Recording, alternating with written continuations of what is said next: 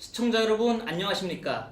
자나깨나 나라걱정 나라가TV 오늘도 생중계로 인사드립니다.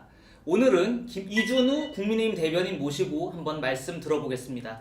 대변인님 안녕하십니까? 네, 안녕하세요. 이재명 대통령이 당선되고 이재명 정부가 출범한 지 일주일도 채 안 된 시점입니다. 일주일도 안 됐는데 이 짧은 기간 동안에 이토록 나라를 독재의 수렁으로 끌고 가려고 하는 모습을 보이는 게 저는 상당히 국민 한 사람으로서 우려스럽거든요. 지금 이재명 대통령이 임명을 해야 되는 헌법재판관이 두 자리가 있습니다. 네. 문영배, 이미선 두 재판관이 퇴임을 하고 나서 대통령 몫으로 임명을 해야 될 자리가 두 자리가 있는데 그 자리 중에 한 곳에 즉 헌법재판관 중에 한 명으로 이재명 대통령을 변호했었던 이승엽 변호사를 임명하려고 한다. 이러한 그 언론 보도가 지금 많이 나와 있습니다. 이승엽 변호사를 임명하는 것은 이재명 대통령을 신경 써준 이재명 대통령에게 열과 성을 다한 분에 대한 보원 인사일 뿐만 아니라 이해 충돌의 여지가 충분히 남아 있는 것이죠. 저는 이런 걸 보면서 이재명 대통령, 이재명 정권 시대에서 헌법재판소가 헌법재판소로서의 기능을 하는 것이 아니라 오로지 이재명 단 한 사람만을 위한 헌법제명소로 탈바꿈되는 것이 아니냐, 이러한 우려를 안 할 수가 없습니다. 그렇죠. 우리나라 대한민국에 국민을 위한 헌법 따로 있고 이재명을 위한 헌법이 따로 있느냐? 예.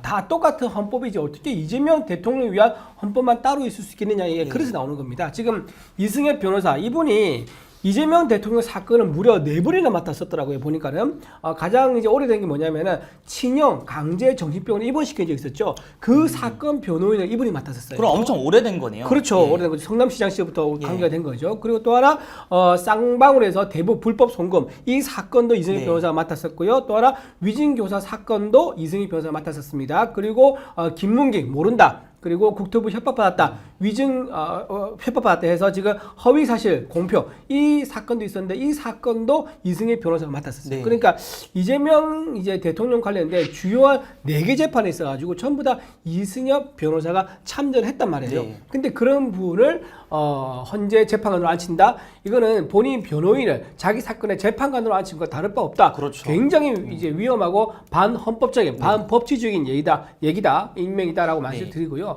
저는 또 하나 이제 봐야 될 관점이 뭐냐면 이겁니다.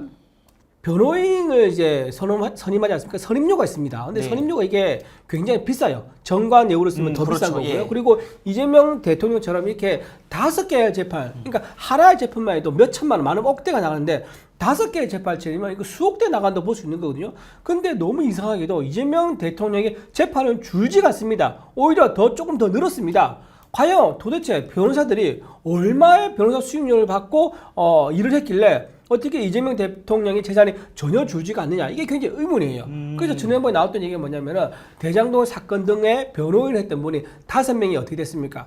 국회의원 배지를 달았죠. 그렇죠. 예. 이제 그분들의 이름이 뭐냐면 박균태 의원 이름 빼겠습니다. 박균태, 이건태, 김기표, 김동화, 양부남, 이분들 전부 다 대장동 사건이나 다른 사건에 이재명 대통령의 변호인했던 분들이에요. 근데 이분이 지금 현재 어떻게 됐냐? 전부 다 공천 받아가지고 민주당 국회의원이 됐습니다. 예. 자, 이래서 제가 이제 생각으로는 그때 변호인들의 수임료를 아주 저가에 하고 예. 그 부족한 부분 있지 않습니까? 예. 부족한 부분을 자리로 메꿔진 게 아닌가. 보온 인사를 그렇죠. 한 거죠. 예. 자리로 자기 변호사 비용을 대가를 지불한 게 아닌가라는 의혹이 그때부터 나왔던 예. 거죠. 또 하나 이제 문제된 뭐냐면 이승엽 이 변호사가 만약에 헌재 재판관 가지 않습니까? 예. 그러면 지금 이런 문제가 있습니다. 우리나라 민주당이 세계 최초로 4심제를 도입하려고 하고 있지 않습니까? 그렇죠. 예. 그렇죠. 우리나라는 전 세계적으로 3심제 쓰고 있는데 우리나라가 이번에 처음으로 4심제를 민주당이 추진하고 있는데 뭐냐? 대법원에서 결정이 난 거를 헌재에 가서 한 번 더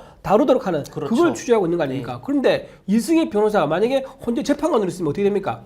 당연히 본인이 맡은 사건인데 그게 헌재에 올라오면 당연히 그렇죠. 자기에게 유리한 거, 자기 스스로 이거를 뒤집는, 예. 자기가 주장했던 변론을 뒤집는 주장을 할 수가 없을 거 아니에요. 예. 그래서 헌재 재판관을 보낸 이유 중에 하나가 4심제가 됐을 경우에 헌재에서 이재명 대표 관련된 사법 리스크를 막아달라, 예. 이런 의미도 있는 게 아니겠는가, 그렇게 생각합니다. 그러니까 지금 뭐 입법, 사법, 행정을 사실상 민주당과 이재명 대통령이 다 장악을 하려고 하는 전근대적 사고가 지금 발현이 되고 있는 것 같습니다. 이건 뭐냐? 뭐냐면 히틀러식의 나치 총통 체제가 아니라 히틀러보다도 더한 정말 이재명 황제 시대가 지금 열린 거나 전 다름이 없다고 봐요. 지금 이런 상황에서 이재명 대통령이 당선된 이후에 가장 첫 일성으로 내걸었었던 것이 그 통합 아니겠습니까? 네. 그런데 민주당이 국회에서 보여주는 행태들을 보면요, 통합이랑 좀 거리가 멀다라는 평가가 많습니다. 그렇죠. 이제 말 따로 행동 따로죠. 예. 언행 불일치가 지금 이재명 대표가 대통령 되자마자 바로 보여주고 있는 건데 분명히 본인은 정치 보복 안 하겠다고 얘기했는데 그 말에도 국민들이 믿지 않는다. 또 국민의힘이 믿지 않는다라고 얘기했단 말이에요. 네. 근데 믿을 수 없게 행동하지 않습니까? 그렇죠. 본인이 그렇게 말해놓고 그 다음날 바로 민주당에서 3특검을 추진했는데 이게 정치보복 아니고 무엇이겠습니까? 저는 국무위원들이 개인적으로는 국무회의에 참석하지 않는 것이 좀 바람직하지 않겠느냐라고 생각합니다. 지금 만약에 거기서 참여를 하게 되면 상당히 부담을 느낄 거예요. 무슨 말이냐? 윤석열 정부에서 임명받아서 지금 국무위원 됐는데 지금 이재명 대통령이 지금 지난 정부에 임명받은 국무위원들에게 압박을 하게 되면은 이분들은 정말로 이제 본인이 멘탈이 붕괴되는 그리고 아마 여기저기서 음으로 양으로 상당한 압박이 현재 그렇죠. 들어오고 있을 거예요. 예를 들면 이런 겁니다. 이번에 국무회의에서 의결을 참여해주고 동의해주면은 봐줄게. 네. 그러니까 봐준다는 말 뭐겠습니까? 지난번에 이제 내란 관련돼 가지고 그렇죠. 다 엮을 수 있지만 네. 우리 내란 특검법에서 엮을 수 있지만 너는 빼줄게. 회유가 나는 들어오는 거죠. 회유죠, 네. 회유. 이런 게 들어올 가능성이 대단히 높습니다. 그래서 저는 이렇게 정치적으로 보복하고 압박하는 이런 모습이 이재명 대표가 되자마자 첫 번째 이게 만약 뭐 말이 그렇지만 첫 번째 성과가 되어버린다 그러면 앞으로 있는 5년 내내 이런 이제 극한의 갈등을 갈 수밖에 없을 것이고 이재명 대통령 또한 이거는 정권 말기에 있는 레임덕이 아니라 취임덕을 자초하게 될 것이다. 저는 그렇게 생각합니다. 그러니까 민주당이야말로 정말 회유와 압박을 넣는 전문 정당이라고 저는 보고 이런 상황에서 정말 의회 정치가 복원이 되기 위해서는 국회 내에서 국민의힘이 활동할 수 있는 공간을 열어주고 국민의힘을 정통 야당으로서 인정을 해야 되는 거 아니겠습니까? 그렇죠. 그래서 그 국민의힘에서 주말새 법사위원장을 양보를 해달라 그렇게 주장을 했습니다만 거기에 대해서 지금 정청래 법사위원장도 일축을 했고 서영교 의원이 지금 원내대표로 출마를 했는데 서영교 의원조차도 그 국민의힘의 주장에 대해서 거의 일소를 했단 말이죠. 근데 이게 사실 뭐 대변인도 아시겠지만 법사위원장이라고 하는 자리는 국회 내 야당의 몫이고 만약에 여당이 있다고 한다면 야당에 주어져야 되는 거 아니겠습니까? 그런데 지금 민주당은 지난 몇 년 동안 법사위원장 등 비롯한 주요 상임위원장을 독식하면서 의회 내에서 독재를 계속해서 이어가고 있단 말이죠. 민주당이 이 법사위원장 넘겨주지 않겠죠? 그렇죠. 지금 이제 민주당이 지금 가지고 있는 논리가 뭐냐면요. 총선 때 이렇게 많은 국민들로부터 선택받은 이유는 국민들이 이렇게 하라고 국민의힘 하는 거 전부 다 막으라고 그렇게 해서 뽑아준 거다라는 그 논리였었어요. 네. 그러다 보니까 그 말을 확대해서 어떻게 얘기하냐면 민주당이 하고 싶은 거 마음대로 다 해야 된다라고 본인들은 주장하고 있는 겁니다. 그래서 보통 전통적으로 관례에 따라서 법사위는 야당이 맡는 거. 그래서 이게 적어도 최소한의 견제 역할, 경제 잔치는 살려두는 게 그렇죠. 이게 지금 국회에서 관례였었는데 그런 관례를 완전히 깨부수고 이제 민주당이 집권 여당으로서 전부 마음대로 다 할 수 있다라고 하면서 법사위도 마음대로 하고요. 그렇다고 하면 이제 각 상임위에서 올라오는 법도 있지 않습니까? 그 법들을 전부 다 법사위에서 언제든지 심사를 해가지고 본회의에 바로 넘깁니다. 지금 본회의 이제 국회의장 누굽니까? 그것도 민주당 출신 그렇죠. 아닙니까? 그러면 법사위원장도 민주당, 국회 본회의장도 민주당, 그리고 대통령도 민주당에서 나왔고요. 그러면 이제 국회라는 것은 역할이 없는 거예요. 입법을 하는 것이 없는 거고 이건 거수부밖에 없다. 거수부. 그러니까 손 들고 전부 다 찬성 반대만 해주는 그런 이제 부로 이제 그러면 태도가 바뀌게 되는 거죠. 그래서 지금 우리 국민의힘이 굉장히 위기인 건 맞습니다. 107석밖에 없죠. 지금 한 분이 또 이제 민주당으로 빠졌습니다. 갔죠. 김상욱 의원이 김상욱이 갔는데 그분이 감으로 인해서 더 지금 안 좋아진 상황입니다. 근데 107석으로 우리가 무엇을 할 것인가 고민하기보다는 이순신의 정신이 필요하다. 12척의 배로 뭐 수백 척의 일본 이제 군함과 싸워가지고 우리가 이겼지 않습니까? 그런 정신, 사즉생, 생즉사 그런 정신으로 선명한 야당으로서 이재명 대통령, 이재명 정권의 독주를 막는 그런 사명을 우리가 지금 지고 있다라고 말씀드릴 수 있습니다. 자, 이런 상황에서 지금 이재명 대통령에 대한 공직선거법 파기환송이 이루어졌는데 오늘 오전에 서울고법에서 이재명 대통령의 그 파기환송심에 대해서 기일을 연장했습니다. 네. 이 기일 연장이라는 것은 사실상 이재명 대통령 임기 내에는 이 재판 파기환송심을 열지 않겠다 이런 의지로 보이고 있는데 정말 그 우리 사법부가 모든 국민은 법 앞에 평등하다라고 하는 그 헌법 정신을 위반한 사법부 치욕의 날이 전 될 거라고 봅니다. 그러니까 참 정말 있을 수 없는 일이 생겼는데요. 지금 재판을 중지하는 법. 자, 이거는 셀프 면소법이라고 셀프 하죠. 면습을 할 수 있는 거고, 이거는 이제 헌법 11조죠. 헌법 11조는 대한민국 국민은 모든 국민은 법 앞에 평등하다는 그 헌법 조항입니다. 그거를 정면으로 깨부수는 굉장히 위헌적인 결정이다라고 좀 말씀을 드리고 싶고요. 자, 이렇게 지금 그 재판부가 바람이 불기도 전에 이렇게 바짝 엎드리는 거, 이거는 벌써 이재명 대표의 독주, 그다음에 폭정이 드디어 시작됐다. 네. 저는 이렇게 이제 평가할 수밖에 없다고 보고요. 자, 이렇게 되면 사실은 파기환송심은 재판을 이제 다시 추후에 정하겠다고 하면서 지금 멈춘 거란 네, 말이에요. 네. 근데 추후라는 게 누구나 다 지금 압니다. 5년 뒤를 말하는 거예요. 그렇죠. 추후란 것은 어떤 분들은 그러면 다음 달인가? 그 다음 달인가라고 네. 생각할 수가 있는데, 지금 파기환송심은요 헌법 84조 얘기를 하면서 이거를 연결했어요. 네. 이게 무슨 말이냐? 헌법 84조는요 대통령은 내란이나 외환죄가 아니면 소추되지 아니한다, 이 말이거든요. 불소추 특권 그렇죠. 규정이죠. 불소추 특권은 5년 기간 내내 유효한 겁니다. 네. 그러니까 이 조항을 근거로 내세웠다는 것은 5년 내내 재판을 열지 않겠다, 그렇죠. 그 말인 네. 거예요. 그래서 이거는 굉장히 잘못됐다. 네. 왜냐? 기존에 수많은 선출직 공무원들이 본인 재판 사건들이 진행은 그대로 됐었습니다. 그러고 나서 선출돼서 당선됐음에도 불구하고 그 재판에서 유죄가 나오면 전부 다 당선 무용이 됐어요. 그거는 국회의원도 마찬가지고요. 광역단체도 마찬가지입니다. 그런데 단 한 명, 이재명 대통령만 예외로 하겠다는 거 아니겠습니까? 그게 말이 됩니까? 그렇죠. 아니, 어디에서의 권력은 선출된 그 국민의 뜻이 가치가 낮은 거고, 지금 대통령의 대통령이라는 선출된 자리에 올라간 자리는 가치가 높은 거고, 이걸 누가 판단합니까? 다 국민이 뽑아서 선출된 가치는 동등하지요. 그런데 왜 이게 기존에는 재판에 의해서 그게 내려왔습니까? 이 사법부의 시계와 행정부 시계가 따로 돌아가기 때문이에요. 독립되어 있기 때문에 그 가치를 존중해서 여기서 국민의 선택을 받더라도 사법부에서 이건 법 위반이기 때문에 안 돼 하면 내려오게 만들었던 겁니다. 근데 이걸 처음으로 일치시키는 거예요.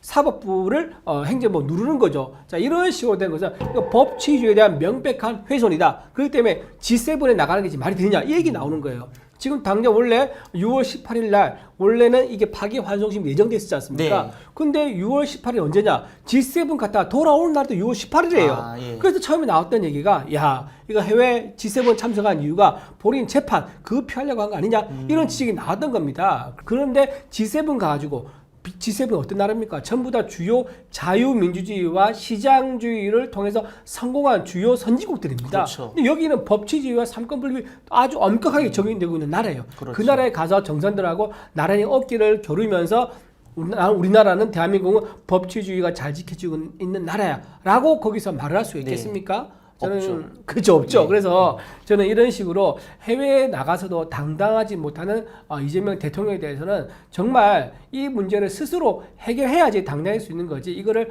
피하고 강제로 누른다고 해서 5년 잠깐 본인은 피할 수 있을지 모르지만 결국 더 큰 화를 자초하게 될 것이다. 이거는 취임 덕의 시작이다 말씀드립니다. 그러니까 이재명 정권이 탄생했고 민주당은 국회에서 190석을 가진 거대 여당입니다. 입법권과 행정권을 지금 민주당 정권이 다 독차지하고 있고 독주 체제가 만들어진 상황에서 사법부라고 하는 정말 민주주의와 우리 법치주의의 최후의 보루, 최후의 방어선을 지켜야 되는 그 사법부마저 지금 이재명 정권에 굴복을 했다. 이재명 정권에 사실상 무릎을 꿇음으로써 사법부 독립이라는 그 숭고한 가치를 스스로가 훼손했다. 이런 비판을 저는 피할 수가 없을 거라고 봅니다. 그러니까 지금 사법 행정, 입법 모든 것이 이재명 대통령 단 한 사람에게 집중되고 있는 이러한 현상은 정말 전근대적 발상이고 대한민국이 중세 봉건 국가만도 못한 처지로 전락할 수밖에 없는 위기라고 생각을 합니다. 이러한 상황에서 정말 오늘도 그리고 앞으로도 쭉 나라를 걱정해 주시는 국민들이 많아지실 것 같습니다. 자, 참 이게 나라가 국민을 걱정해야 되는데 국민이 나라를 걱정해야 그렇죠. 되는 예. 이런 황당한 상황이 예. 대통령 취임한 지 지금 6일째죠 오늘. 네. 6일째인데 일주일도 안 돼가지고 이런 상황이 벌어지고 있는 거 정말 우려스럽고 참 예, 걱정이 많이 된다 맞습니다. 말씀드립니다. 이런 상황에서 국민의힘이 하루라도 빨리 전열을 가다듬어서 정말 건강한 야당의 모습을 보임으로써 대여 공세 그리고 최소한의 권력과에 대한 그 견제 장치를 마련할 수 있는 그러한 환경이 좀 조성되기를 기대하겠습니다. 그리고 지금 맞습니다. 그리고 지금 이제 대통령실에서 민정수석에 대해서 좀 말씀을 안 네, 드릴 네, 수가 없는데 네. 지금 민정수석이 오광수 민정수석이 있습니다. 예. 이분이 이재명 이제 대통령이랑 사법연수원 동기라고 동기죠, 그래요. 예. 18기 동기라고 네. 그러는데 민정수석실이 하는 일은요 대통령 친인척 관리 그리고 검찰 이제 수사 관련돼 가지고 직접 이제 관여한 건 아니지만 전체의 검찰의 인사라든가 또 인사 검증 이런 것들 민정수석실에서 하는 거거든요. 근데 좋게 말하면은 이런 아주 권한 그러니까 사정기관을 총괄하는 이런 민정수석실에서 사법연수원 동기를 앉혔다는 것은 좋게 말하면은 자기가 신뢰한 사람을 앉힌 거죠. 그렇죠. 그리고 예. 안 좋게 얘기하면은 자기한테 쓴소리를 단 한마디도 하지 않을 사람을 앉혔다 이렇게 볼 수 있는 겁니다. 네. 또 하나 제가 우려스러운 부분 민정수석실은 대통령 친인척 관련되고 있지 않습니까? 네. 그래서 저는 이번에도 이재명 대표의 아들이 지금 불법 도박 했지 그렇죠. 않습니까? 도박 자금이 2억 3천만 원 나오는데 이게 지금 국세청에 신고가 돼 있어요. 그러면 국세청에서 조사를 해가지고 2억 3천만 원에 대한 출처가 소명이 안 되면 이거는 수사 의뢰를 할 수밖에 없습니다. 수사 의뢰 안 하지 않습니까? 그럼 이거 직무유기돼 고발돼요. 네. 그래서 수사 의뢰를 할 가능성이 되게 높아 보이는데 이때 아들에 대한 수사를 잘 통제해달라. 그런 의미가 이번 오광수 민정수석 임명의 뜻에 담기지 않았을까. 그리고 또 하나 배우자도 있습니다. 배우자도 지금 김혜경 씨죠. 네. 김혜경 씨가 지금 도지사 시절 부인 남편이 도지사 시절에 부인 때 공금유혹 법카 그렇죠. 공금유혹으로 1억이 넘는 공금유혹 사건에 지금 연루돼서 지금 재판을 받고 있는 중 아니겠습니까? 그 부분도 잘 이제 수사가 깊게 안 들어온다든가 또는 김혜경 씨까지 안 오게 잘 통제달라 이런 미션도 있는 게 아니겠는가? 네. 그러니까 즉 대통령의 친인척 관련된 수사에 대해서 중요한 방패막이 역할하는 거 이것도 지금 오광수 민정수석이 임명된 그냥 뜻이 아니겠는가 그렇게 추측해 봅니다. 그러니까 지금 말씀해주신 김혜경 여사도 공직선거법 2심에서 벌금 150만 원형을 받지 않았습니까?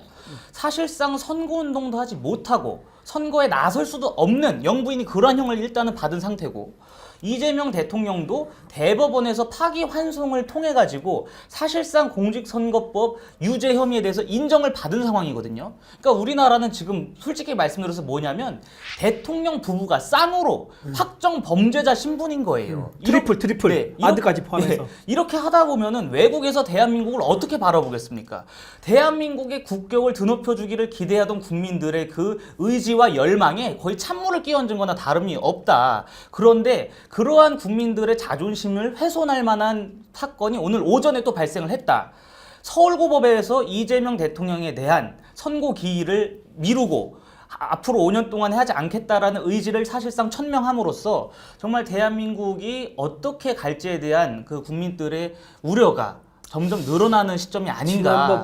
지난번 예. 이제 중요한 말씀하셨는데 지난번 6월 3일 날 그 KBS, MBC, SBS 방송 3사가 공동으로 출구조사를 출구조사를 했었죠. 했었죠. 예, 예. 그때 출구조사했을 때 이 출구조사 응답자가 5,200명 정도 됩니다. 네, 네. 심층 출구조사를 했대요. 그때에 이재명 대표를 찍었다는 사람, 이재명 대표에게 한 표를 행사했다는 사람들이 전부 다 조차도 지금 이제 재판은 중지하지 말고 계속돼야 한다고 응답했다는 거예요. 그래서 이재명 후보를 찍은 사람 중에 절반가량도 그러한 입장을 나타낸 거죠. 그러니까 전체적으로 10명에 6명이 재판은 계속돼야 된다라고 얘기했던 거고요. 네. 그리고 이재명 대표를 찍은 사람 중에 절반가량도 재판은 계속돼야 된다고 그렇죠. 얘기했던 거예요. 그러니까 절대 다수의 많은 여론들이 재판은 별개의 문제라는 거예요. 이재명 대통령은 대통령을 하더라도 우리 국민과 똑같은 국민의 일원이기 때문에 헌법에 예외가 없다. 법 앞에 모두 국민이 평등하다는 헌법 11조 조항에 따라 가지고 법원의 시간은 따로 근로하게 놔둬야 된다라고 했는데도 불구하고 지금 국민 여론을 다수인 국민 여론을 거스르는 그런 판단을 한 것에 대해서 이건 분명히 저는 부메랑에 대해서 돌아올 것이다라고 생각합니다. 맞습니다. 정말 나라를 걱정하는 그런 이런 한탄들이 늘어날 네. 수밖에 없는 상황 같습니다. 네. 나라를 걱정해 주시는 시청자 여러분, 앞으로도 쭉 계속해서 나라 걱정을 하면서 우리 사회가 그리고 대한민국이라는 비행기가 제대로 순항할 수 있게끔 큰 관심을 부탁드리겠습니다. 그 관심을 위해서는 저희 나라가 TV 구독과 좋아요가 좀 필요하지 그럼요. 않겠습니까? 이거 좋아요. 한번 해주시죠. 예, 제가 어떻게- 하나 둘 셋 하면 구독, 좋아요, 알림 설정까지 네, 해주시면 알겠습니다. 됩니다. 네. 자, 하나, 둘, 셋. 구독, 좋아요, 알림 설정까지. 알림 설정까지. 네. 나라를 걱정해 주시는 시청자 여러분, 오늘도 이준우 국민의힘 대변인 모시고 정말 많은 다양한 현안에 대해서 이야기 들어봤습니다. 저희는 다음 주에 더 따끈따끈한 소식으로 찾아뵙겠습니다. 일주일 동안 그리고 앞으로도 계속해서 나라 걱정을 해주시기 위해서는 저희와 끝까지 함께 해주시기를 당부드리겠습니다. 오늘 이준우 대변인 모시고 좋은 말씀 많이 들었습니다. 감사합니다, 대변인님. 고맙습니다. 감사합니다.